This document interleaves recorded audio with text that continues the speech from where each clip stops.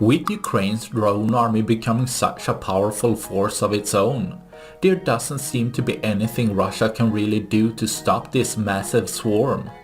Being hard enough to take down one drone, there will just come one after another to destroy the equipment, targeting anything and everything, from Russia's trenches, transportation vehicles, surface-to-air missile systems, or Russia's most well-armored tank.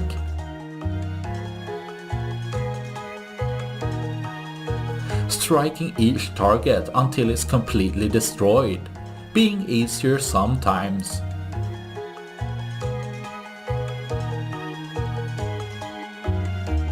Leaving less for tomorrow. That's all I had for this video. Please like and subscribe for more. Thanks for watching. Bye.